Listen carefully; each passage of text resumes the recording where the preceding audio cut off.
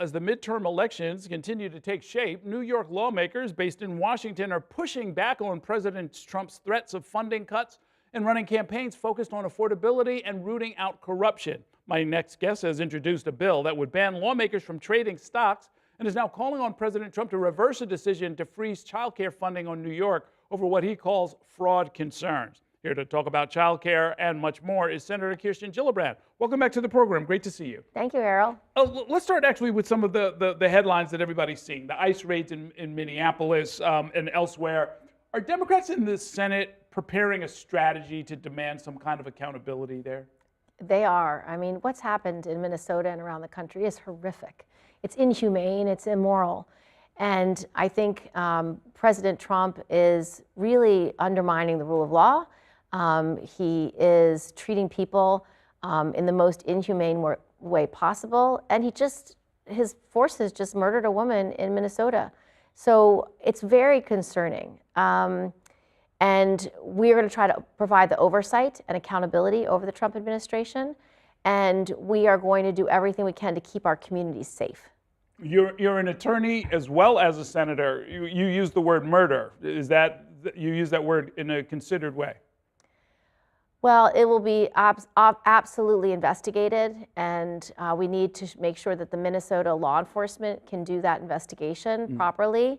I'm just looking at it like every other American looks at it, and I don't think that was self-defense. She was driving away. She said kind words to the man. She was not being aggressive, and he used deadly force. I think it's highly problematic, and there should be a full investigation in Minnesota and, if necessary, in Congress. Over and over, we see people being seized, snatched, faceless people who don't identify themselves, smash their window, take people away. We don't know where or why. They're getting U.S. citizens, they're getting Native Americans, they're getting people who clearly are not supposed to be subjected to a deportation campaign. And there's sort of no apology from the administration or any backing down at all. Are Democrats going to, I guess, campaign on the idea of stopping that? Because there seems to be a lot of momentum in the direction of these raids and not much pushback that we can see. Oh, there's enormous pushback. I mean, there's been protests all across America, and the dehumanization of our community members, of American citizens, of people we know and love, is constant. It doesn't mean Democrats aren't going to fight for public safety and fight for comprehensive immigration reform and fight for a secure border. They will. But I think Americans do not like this inhumane treatment. They don't like the abrogation of basic civil rights and civil liberties. They don't like what's happening to American citizens and our families, and they don't like the brutality that is being used. And I think there's this effort to create a false choice. There is not a false choice. We can have laws, we can have proper immigration laws being enforced, we can have public safety. But what President Trump is doing is something the American people will not tolerate and are very frustrated by. You ask about campaigns. I think a lot of people also are deeply focused on the fact that President Trump promised to get the cost of groceries down. He promised to get the cost of housing and health care down. He has failed on every count. His tariffs have been so chaotic that it's rose the prices of food and building housing and things that he promised he would address. We've also seen the fact that he's attacking healthcare, cutting Medicaid. Medicaid is a lifeline for people with disabilities, for our veterans, for our seniors, for families with kids. And so those cuts to healthcare are going to be very much front and center for a lot of candidates running across the country as well. So I think we can talk about our vision for America, but getting costs down, making sure people have access to health care, and not treating our neighbors so inhumanely will be all part of people's discussions over the next several months. Okay. I want to go back in time a little bit to the Stock Act, one of the laws that you sponsored back in 2012. President Obama signed it into law. Stop trading on congressional knowledge. For my viewers who don't understand this, it seems incredible, but it is actually legal for members of Congress to go into a briefing with an intelligence agency or whatever, get a sense of what's going to happen, and then go out and sort of profit on it by trading on the stock market. You passed a law that said that that was not supposed to happen, and yet I understand you're now proposing an update because it didn't necessarily do what you intended. So what these members of Congress are doing is illegal. It's called insider trading. They're not supposed to be buying and selling stocks based on non-public information. And so the purpose of passing the bill we did a decade ago was to say we want members of Congress to disclose every time they purchase a stock or sell a stock so that the SEC or the Department of Justice can do investigations for insider trading or any other type of fraud. Unfortunately, those investigations have not really happened. There's been few and far between investigations of insider trading. And we know that 1 in 3 members are actually buying and selling stock, but 1 in 9 members aren't actually disclosing those purchases like they're supposed to be. We also know, which is a big red flag, that members of Congress have a higher return rate on their stock portfolios, 17.5% higher return rate than the S&P 500. So Errol, I do not think members of Congress are smarter. I think they're having access to non-public information.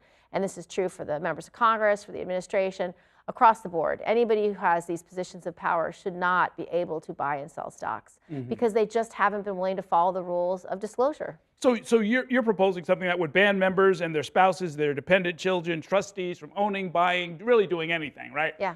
And they'd have to do it within 90 days of taking office. Yes. I think and then a pretty serious penalty. 10% of the value of the assets would be taken from them if they're found to be in violation.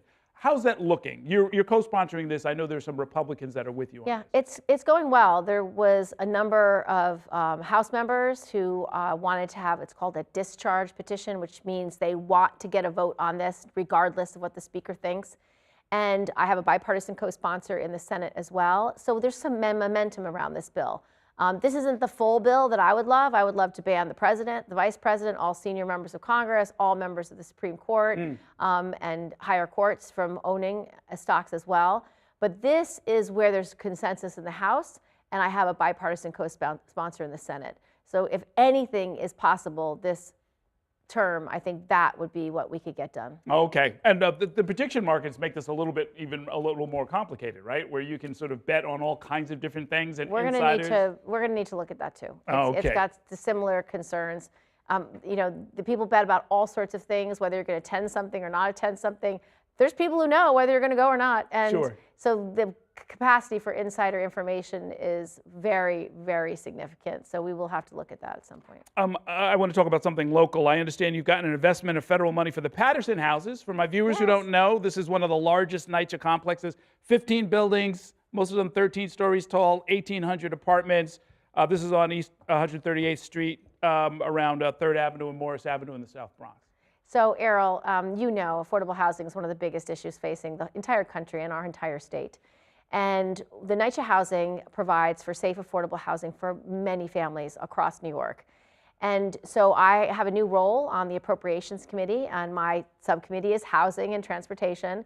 So one of the investments we have in this year is $5 million for Patterson Homes. And so my hope is that this appropriation bill does go through in the next couple of weeks, and that we can fund affordable housing here in New York. If my bill that I wrote goes through, we'll have more money for affordable housing, millions of dollars for affordable housing in New York City, more than we've ever had, ever. And so, because that's what I prioritized getting this position. So I'm very hopeful, and we got to tour Patterson. It was great because they showed us this is what a unit looks like before it's been renovated. This is what it looks like after it's been renovated. And families deserve high quality, safe housing. And for a lot of people, this is a lifeline for seniors who don't have more than fixed income, for low wage workers who can't afford the going rate of an apartment in New York City. That's what NYCHA does. It meets the need of people who really don't have any other option. Okay. In our last minute, let's talk a little bit of politics. You did not endorse Zohran Mamdani in the mayor's race. We didn't see you at his inauguration. Should we read anything into that? No. Not only did I call the mayor and congratulate him, but we are working together. I'm very grateful that he and the governor are working together on childcare, something that I care deeply about, and have been fighting to get that federal money that Trump just threatened to cut out of New York. He decided he was going to cut childcare dollars, 10 billion childcare dollars out of 5 Democratic states. And so my job is to push back on Trump, get those dollars back to New York, and support the governor and the mayor in their ambition to cover childcare. Okay. More than at almost any other time in his career, and I followed most of it, the senior senator, Chuck Schumer, facing a lot of political criticism, always from the right, but increasingly from the left as well. Well, what's going on? Is the Democratic Party and its leadership in some kind of a conversation about which way to go? No. Senator Schumer is doing a great job for New York, as he always has done. And he's been formidable in the Senate, helping to raise resources and find candidates across the country who can win.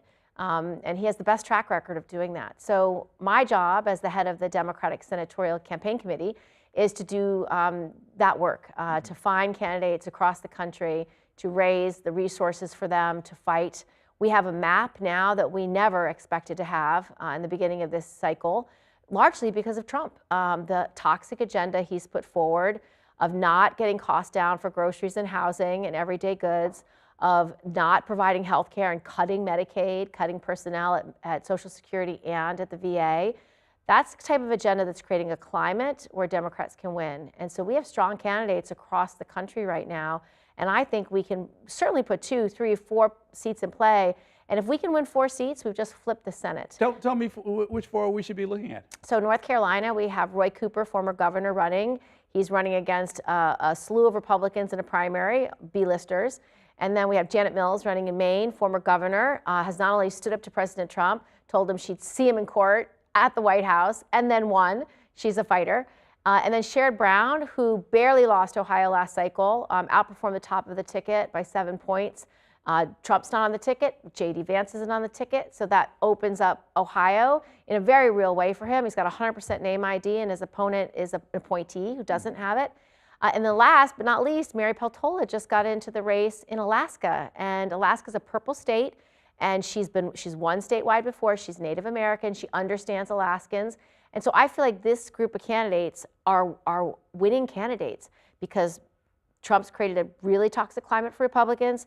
Republicans have not recruited their best, and we have really formidable candidates. Okay, we're going to be following all of this. It sounds very exciting. You're in for a great big year, even though you personally are not on the ballot.